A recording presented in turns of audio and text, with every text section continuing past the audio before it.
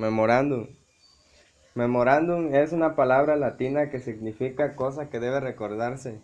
El concepto tiene varias definiciones y sus usos según admite la Real Academia Española RAE.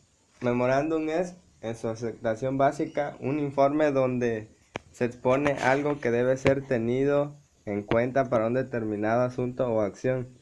También puede ser un cuaderno o anotador donde se apuntan las cosas que un individuo puede recordar. En el mundo diplomático, un memorándum es una comunicación menos solemne que la memoria y que la nota, donde se recapitulan hechos y razones que deben ser tenidas en cuenta en los asuntos más importantes, generalmente los memorándum diplomáticos, que no se encuentran firmados.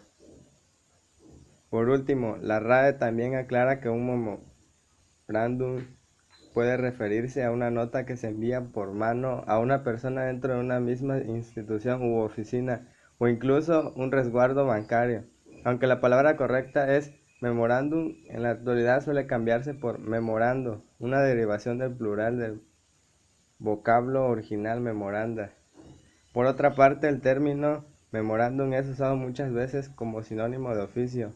Se trata de un documento o comunicación escrita de carácter oficial o protocolario que utilizan las autoridades. Su función es relacionar a los órganos administrativos de mayor jerarquía. Un oficio de este tipo se utiliza para comunicar disposiciones, consultas, órdenes e informes. También cumple funciones de invitación, de felicitación, de colaboración y de agradecimiento, entre otras. El oficio cuenta con varias partes ya estipuladas como el membrete, la numeración, el asunto, la referencia y el cuerpo. El memorándum es, dentro de los documentos de recursos humanos de las empresas, uno de los menos formales, pues tiene una vocación meramente interna, pero no por ello carece de importancia. Por el contrario, constituye algo que debe recordarse y es muy importante que el receptor tome noción de lo que está diciendo en ese momento. La clasificación sería, pese a que a un memorándum representa un carácter relativamente informal, suele tener una estructura organizada de la siguiente manera: un membrete que identifica la empresa u organización, la denominación del documento, un número, la fecha, el encabezamiento, el texto, una despedida y el remitente. Las características psicológicas son que posee una actitud cortés y amable, busca impresionar positivamente al destinatario, busca una reacción favorable a los intereses del remitente, hay un receptor y un emisor. Y las siguientes características formales serían que es larga y precisa, se organiza con claridad, concisión, precisión y exactitud. Busca dar información completa. Las características lingüísticas serían que utilizan frases largas, recurre a un vocabulario exacto y cortés, usa oraciones completas organizadas correctamente, no abrevia las palabras, utiliza una puntuación adecuada al sentido de lo que quiere expresarse. También usa elementos cohesivos que interrelacionan las oraciones y los párrafos. Las cartas formales, en particular las comerciales, cuentan con los siguientes elementos: encabezado, nombre, dirección y fecha del lugar y el día al que se dirige, saludo personal o consolidado en fórmulas establecidas, exposición del asunto con los temas pertinentes, despedida, escribir el nombre en la parte inferior de la carta. También están la firma clara, membrete, nombre, dirección, teléfono y ciudad de la empresa que la escribe, remitente, fecha, la ciudad, entidad federativa, día, mes y año en que se explica la carta, domicilio, nombre, dirección, ciudad y código postal de la persona a quien se dirige la carta, o sea, el destinatario. El vocativo, que debe llevar una expresión de cortesía que une al firmante con el destinatario. Texto, que debe de tener una exposición del asunto que motiva la carta. Despedida, la expresión de cortesía que da término a la carta. Antefirma, razón social o denominación de la casa. Firma, que debe llevar Dentro, nombre completo del remitente y su rúbrica. Las referencias finales serían las iniciales, mayúsculas y minúsculas respectivamente, de la persona que dicta y de quien tipea la carta. Otros datos serían las indicaciones de los anexos que se envían o el nombre de las personas a quienes se remite copia del documento. Estas anotaciones se hacen al calce y antes de las referencias finales. El oyente, quien es el que recibe el mensaje. Y por último, el remitente es quien envía la carta.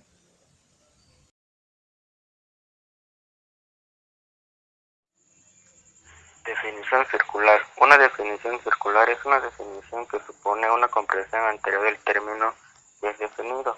Por ejemplo, podemos definir el roble como un árbol que crece a partir de una betolla y después definimos la betolla como la nuez producida por el roble. Para alguien que no sepa de árboles, son robles porque nueces son betollas. La definición no es de utilidad. Una definición circular se ocupa como definición temprana del kilogramo. Un ejemplo de circular podría ser a todo el personal de seguridad presente, o sea, hace referencia a una cita o anuncio o permiso pedido por la persona de autoridad, con la finalidad de adoptar las medidas preventivas para resguardar la seguridad interna de esta posible compañía. Al finalizar, se anota atentamente el presidente de la empresa, nombre de la empresa que es dominado o que se le quiere pedir el solicitud de permiso.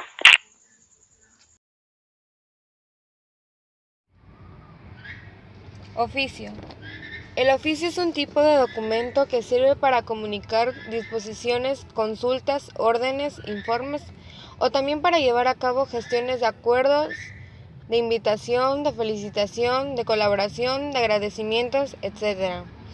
Estas redacciones se utilizan en instituciones como ministerios, embajadas, municipios, colegios profesionales, sindicatos y oficinas de gobierno, entre otros.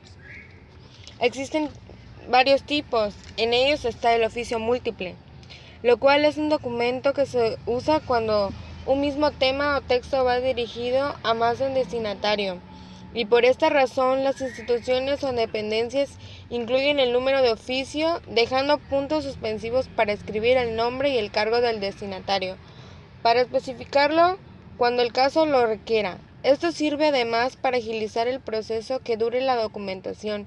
El texto de este tipo de documento se basa en la emisión de órdenes, instrucciones, recomendaciones, sugerencias o informaciones a diferentes oficinas o despachos simultáneamente. El trato que se considera en el oficio múltiple es vertical, descendente y horizontal, es decir, va dirigido a subordinados o entre jefes de instituciones del mismo nivel o jerarquía. La estructura del oficio múltiple básicamente es igual que la del oficio simple. No obstante, lo cual es importante recordar que el número de oficio es el mismo para todos los ejemplares que se van a distribuir en el oficio múltiple. Necesariamente se escribe la palabra distribución, que viene a ser la última parte de este tipo de oficio. El otro ejemplo es el de oficio de transcripción. La palabra transcripción nos indica la finalidad de este tipo de redacción. Es un documento que sirve para transcribir el contenido del oficio tal como se da en el original, íntegramente y sin ninguna alteración. Todo el fragmento o párrafo transcrito debe ir entre comillas y fiel al original. Mediante este documento se emiten resoluciones circulares directivas u otros casos del mismo oficio. El tipo de trato y o relación que se cumple por medio de este documento es el de autoridad a subordinados o entre autoridades del mismo nivel, dentro y fuera. Este documento servirá para transcribir informes relevantes e importantes. Uno de los elementos más importantes del oficio es el membrete, impreso o escrito en máquina, como la carta en el punto 15. Las referencias iniciales o cuadro clasificador Contiene el nombre de la dependencia que gira el oficio y departamento y sección que lo tramitan. Número del escrito en orden progresivo y clasificación del expediente. Se escribe generalmente en el punto 40 de la escala. El asunto, que sintetiza el contenido del oficio, para facilitar a las personas que expiden o reciben este documento enterarse rápidamente del contenido del mismo. Se escriben también en el 40, separados de las referencias por 4 interlíneas. La fecha que comprende ciudad, estado, día, mes y año. Se inicia en el punto 40 y separada por 2 o 4 interlíneas del asunto. El destinatario, que comprende 3 partes: el nombre de la persona a quien se dirige, el cargo, el domicilio y el lugar de su residencia, anteponiendo a este el código postal, separado de la flecha por 4 interlíneas. Los antecedentes del oficio que se contesta, escritos con el 40 separado por 2 interlíneas del destinatario. El texto o cuerpos del oficio, entre los márgenes 50 y 75. La despedida, escrita en los puntos 25-40. El lema, escrito en el punto 40. La antefirma en el punto 40. El nombre del firmante en el punto 40. Los datos finales, anexo, CCP y referencias, como en la carta, pero escritos en el margen 20. Convocatoria. Es un documento el cual se cita de forma oficial a un grupo de personas para tratar en un lugar determinado. Los temas figuran en la propia convocatoria. Y en una segunda. En la estructura de una convocatoria se puede distinguir los siguientes apartados. El título en el que debe constar el tipo de reunión, consejo, asamblea y junta, y el nombre del organismo, asociación o grupo que se reúne. La convocatoria proviene dicha en la que se pide a los destinatarios que acudan a la reunión, se comunica el motivo de la misma y se precisa la fecha, la hora y el lugar y donde se celebra. El orden del día, que es la relación detallada del asunto que ha motivado la convocatoria de la reunión, la habitual en el que el primer punto a tratar sea lectura, aprobación del acta de la sesión anterior y que el último sea ruego y preguntas. El cierre, que suele comprender estos elementos, la fecha y el lugar desde donde se escribe el comunicado, antefirma del presidente, firma del presidente, pie de la figura del nombre completo del destinatario de la convocatoria. Carta comercial. La carta comercial sirve como medio de comunicación entre dos empresas comerciales o bien una empresa como en particular. Su contenido suele ser formal, oficial y confidencial. La actividad comercial es muy variada. A diferencia de cartas personales, la carta comercial posee un esquema más rígido y un tono más objetivo, y deben ser siempre mecanografiadas. Una carta comercial se compone de 3 partes: el encabezamiento, el cuerpo de la carta y el cierre. El encabezamiento abarca de la parte superior de la carta, contiene siempre membrete, lugar y fecha, dirección, el destinatario y el saludo. El cuerpo de la carta es la parte más importante. Se compone de 3 partes: una introducción, un núcleo y una conclusión. La introducción se suele referir a la correspondencia anterior. El núcleo se desarrolla la idea principal de la carta. Se termina con una conclusión que siempre va el resumen de la carta, el estímulo, entre otros. El cierre de la carta constituye el final de la misma. Contiene siempre despedida, firma, nombre y encargo.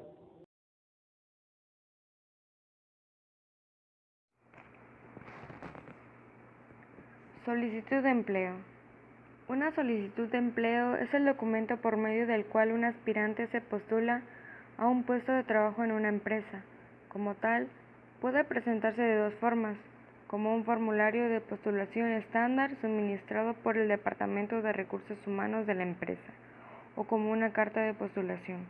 La solicitud de empleo, en este sentido, es el primer paso dado por una persona en dirección de lograr la ubicación laboral de una empresa. La finalidad última de la solicitud de empleo es la consecución de un puesto de trabajo, aunque hay que destacar que su objetivo inmediato es de ser considerado como candidato para la entrevista de trabajo. Formulario de solicitud de empleo. La solicitud de empleo podrá ser una forma o formulario. de formato estándar, que pone a disposición del aspirante el Departamento de Recursos Humanos de la empresa para formalizar el ingreso al proceso de selección. La función del formulario de solicitud de empleo es fundamentalmente informativa. En ella, el postulante la deberá completar con sus datos personales, dirección y números de contacto, referencias personales y profesionales, información relevante relativa a los puestos de trabajo anteriores, motivo de la sesión, tareas desempeñadas, responsabilidades atribuidas, así como conocimientos, habilidades, destrezas y en general, experiencia relacionada con el puesto a que está aspirando. Toda esta información es de utilidad al empleador para determinar la aptitud del postulante al puesto vacante. Además, la información suministrada pasará a integrar la base de datos del personal de la empresa. La solicitud de empleo, por su parte, puede presentarse en dos formas: como formulario, donde la empleadora requiere al postulante información relativa a sus experiencias laborales anteriores, referencias, datos personales, así como motivos de despido o cesión, o en forma de carta de postulación, realizada formalmente a través de una carta de presentación para manifestar a una determinada empresa el interés e integrarse a su grupo de trabajadores, ya para un cargo específico, ya para un área o departamento. La solicitud de empleo se define por diferentes tipos. El primero vendría siendo el de básico. Los formularios de solicitud de empleo más básicos consisten en solo una o dos páginas de preguntas estándar. En primer lugar, la solicitud te pide tu información personal y de contacto, como nombre, fecha de nacimiento, número de licencia de conducir, número de seguro social, dirección y número de teléfono. Los campos restantes suelen pedir información sobre el empleo de al menos 2 trabajadores más recientes, historia de la educación, secundaria y postsecundaria, disponibilidad para trabajar y referencias personales. Casi todas las aplicaciones también preguntan si estás autorizado para trabajar legalmente en los Estados Unidos, así como si alguna vez has sido condenado o declarado culpable de algún delito. Todos los formularios requieren tu firma para certificar que la información que has proporcionado es correcta. También está el tipo detallado. Muchos empleadores usan más los formularios de solicitud en profundidad para el proceso de contratación. Aunque estas aplicaciones detalladas incluyen las preguntas básicas de la aplicación, también reúnen más información del puesto de trabajo correspondiente. Casi todas estas solicitudes contienen una sección aparte para que firmes, autorizando a la empresa a llevar a cabo una revisión de antecedentes penales y, a menudo, comprobación de tu crédito. Además, las solicitudes más largas suelen pedir historial de trabajo más detallado que las aplicaciones básicas. Dependiendo del tipo de trabajo, los formularios de solicitud detallados pueden pedir más información relacionada con el trabajo, incluyendo tu velocidad de escritura, conocimiento de software, capacidad de levantar ciertos pesos, certificados y habilidades diferentes. También está, además, el tipo electrónico. Muchas solicitudes de empleo, sobre todo para las grandes empresas, se deben completar en línea o por computadora en lugar de trabajo. Estas aplicaciones electrónicas suelen ser bastante detalladas, con preguntas similares a las solicitudes en papel. Muchas de ellas te permitirán guardar el documento si les falta alguna información que necesitan para terminar la aplicación, a pesar que reúnen la misma información que las solicitudes en papel. Las aplicaciones electrónicas permiten a las empresas administrar fácilmente pruebas durante el proceso de solicitud. Además de estas, existen el tipo llamado pruebas, los cuales algunas solicitudes de empleo en formato papel pueden incluir preguntas de pruebas básicas en materias como matemáticas o servicio al cliente. Sin embargo, La mayoría de las pruebas de aplicaciones en línea se producen en forma de pruebas psicométricas. Después de proporcionar la información historial, la aplicación automatizada te dirigirá a una porción de la prueba final. Las pruebas incluyen pruebas de opción múltiple diseñadas para evaluar tus aptitudes, personalidad, motivación, valores e intereses. Entonces, la empresa puede comparar tus resultados con los de otros para determinar el mejor perfil de empleo.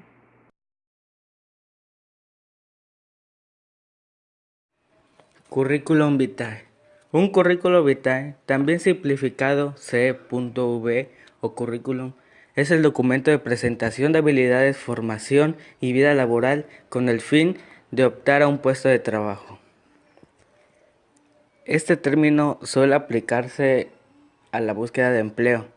En estos casos, el inspirante de un empleo, beca o similar debe presentar un documento con todo lo que se ha hecho hasta la fecha, o a modo de resumen de sus méritos. Existen distintas formas de presentarlo, pero suele incluirse los datos personales, formación académica, experiencias laborales, publicaciones y otros intereses,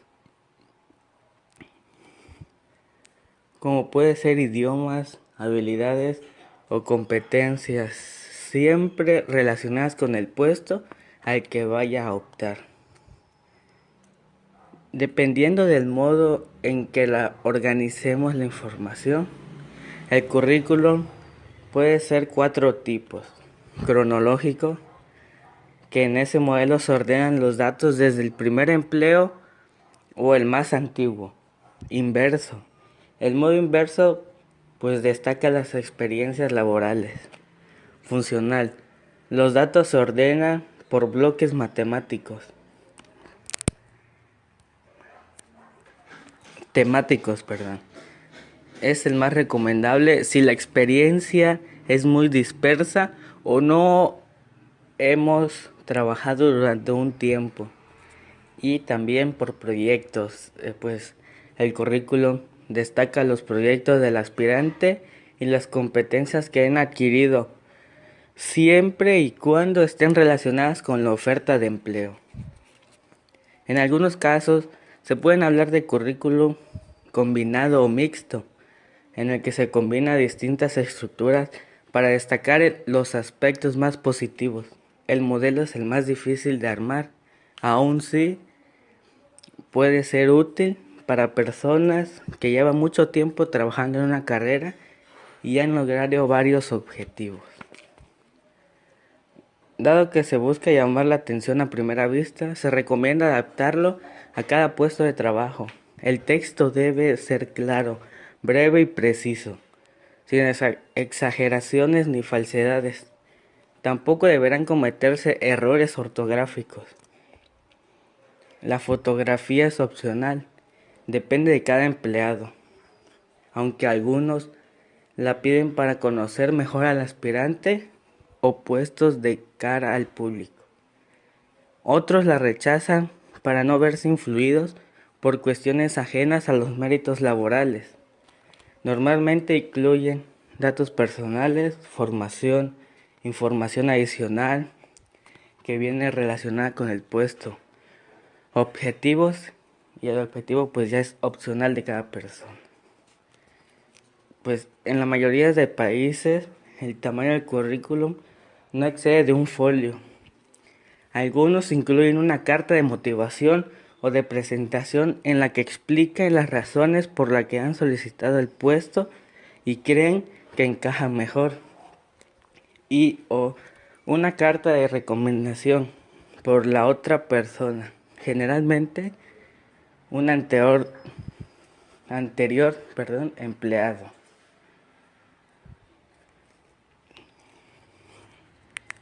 Hasta aquí concluyo con mi parte.